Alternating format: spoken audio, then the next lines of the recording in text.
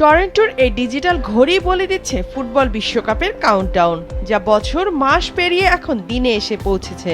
কানাডায় বিশ্বকাপের উদ্বোধনী ম্যাচ হবে 12 জুন বিএমও ফিল্ডে। বসনিয়া ও হার্জেগোভিনার বিপক্ষে খেলবে স্বাগতিক দল। আয়োজক হওয়ার অভিজ্ঞতায় যুক্তরাষ্ট্র আর মেক্সিকো পুরানো হলেও কানাডার জন্য এবারই প্রথম।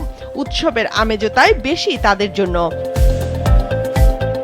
বিভিন্ন দেশ থেকে আসা পর্যটকদের আকৃষ্ট করার পাশাপাশি নাগরিকদের জীবন সহজ করতেও চলছে নানা আয়োজন। টরন্টোর নাথান ফিলিপস স্কয়ারে প্রথমবারের মতো বসানো হয়েছে বিশ্বকাপের প্রচারমূলক পোস্টার। বিশ্বকাপের জন্য $158 মিলিয়ন খরচ করে সংস্কার করা হয়েছে শহরের বিএমও ফিল্ড। 17,000 অস্থায়ী আসন যোগ করা হয়েছে ভেন্যুতে। মহাযজ্ঞ চলছে যুক্তরাষ্ট্রের 11টি শহরও। প্রতিদিন থাকছে নতুন নতুন ঘোষণা। বিশেষ করে হলিউড আর খেলাধুলার জন্য আগে থেকেই বিখ্যাত যুক্তরাষ্ট্রের লস অ্যাঞ্জেলেস। এখানকার সোফি স্টেডিয়ামে 8টি ম্যাচ হবে।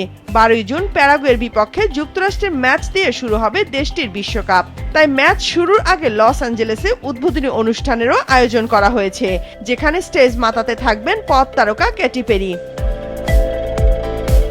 ক্ষণ গণনার আয়োজনে উপস্থিত হয়ে সেটাকে মনে করিয়ে দেন কিংবদন্তি এনবিএ তারকা আরভিন জনসন। এবারে বিশ্বকাপে উচ্চ পরিবহন খরচ ও টিকিটের অতিরিক্ত দাম নিয়ে চলছে সমালোচনা। তবে লস অ্যাঞ্জেলেসের সাশ্রয়ী পরিবহন ব্যবস্থার বিষয়ে কাজ চলছে বলে জানিয়েছেন স্থানীয় আয়োজকরা। সান ফ্রান্সিসকো বে এরিয়ায় সান্তা ক্লারায় পতাকা উত্তোলনের মাধ্যমে শুরু হয়েছে বিশ্বকাপের ক্ষণ গণনা। এখানকার লেভিস স্টেডিয়ামে হবে বিশ্বকাপের 6টি ম্যাচ।